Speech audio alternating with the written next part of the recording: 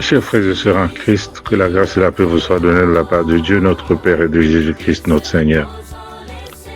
Il y a une différence entre le sabbat et les sabbats. Comment comprendre ces différences pour mieux adorer le sabbat? Bien-aimés dans le Seigneur, aujourd'hui nous allons méditer sur une question essentielle pour notre foi. Quelle est la différence entre le sabbat et les sabbats? Beaucoup confondent ces deux termes, pensant qu'ils désignent la même chose. Pourtant, la Bible fait clairement la distinction entre le sabbat du Seigneur et les sabbats cérémoniels du système mosaïque.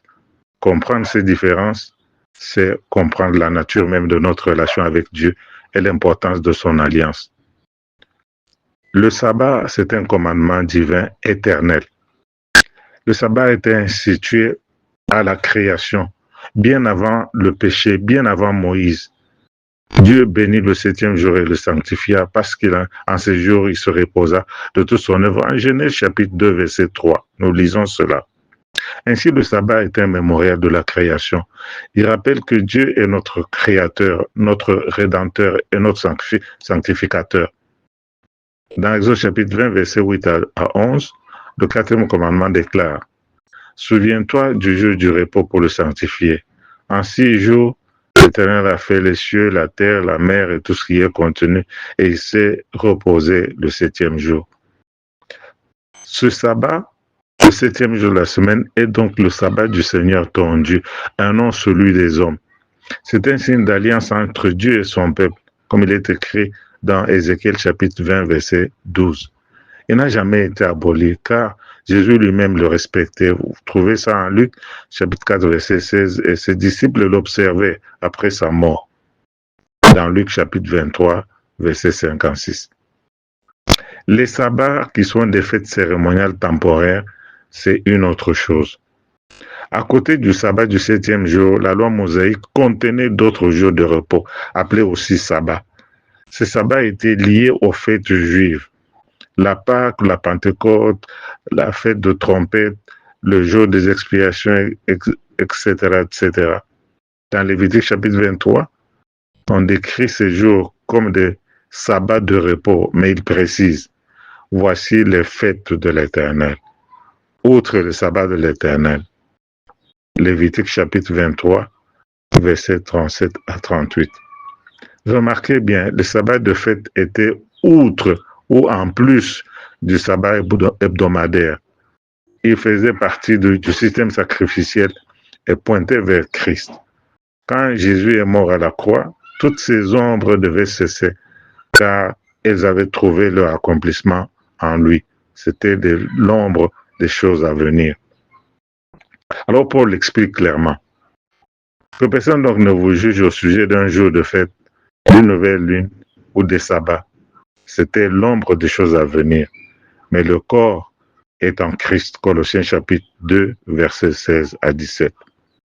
Ces sabbats étaient symboliques et temporaires, tandis que le sabbat du 7e jour est créationnel et éternel. Le message spirituel pour aujourd'hui, c'est que le diable s'efforce de faire oublier le vrai sabbat. Aujourd'hui, il pousse le monde à honorer un autre jour, établi par l'homme, pour détourner le regard du Créateur. Mais Dieu cherche un peuple fidèle qui garde ses commandements et la foi de Jésus-Christ, comme il est écrit dans Apocalypse chapitre 14, verset 12. Garder le sabbat du Seigneur, c'est reconnaître son autorité, sa puissance créatrice et son droit d'être adoré. Rejeter le sabbat, c'est refuser le sceau de Dieu pour accepter un signe de notre pouvoir. Frères et sœurs, Dieu appelle aujourd'hui chacun de nous à revenir au vrai culte, à la vraie adoration. Le sabbat n'est pas un fardeau, c'est une bénédiction, un temps de rencontre avec notre Créateur. Jésus a dit, le sabbat a été fait pour l'homme et non l'homme pour le sabbat. Marc chapitre 2, verset 27. Le sabbat est un don d'amour, un moment de repos spirituel, physique et émotionnel. Bien-aimés, retenons ceci. Le sabbat est le 7e jour établi à la création, signe éternel entre Dieu et son peuple. Les sabbats étaient des fêtes juives temporaires abolies à la croix. Aujourd'hui, le Seigneur t'invite à sanctifier son saint jour, à te reposer en lui, et à le reconnaître comme ton Créateur et ton Rédempteur. Prions. Seigneur, merci pour le don du sabbat, ce signe de ton amour éternel. Aide-nous à t'honorer à ce saint jour, à nous souvenir que tu es notre Créateur et notre Sauveur. Donne-nous la fidélité de ceux qui gardent tes commandements et la foi de Jésus au nom de ton Fils bien-aimé. Amen. Le sabbat, c'est un jour de joie.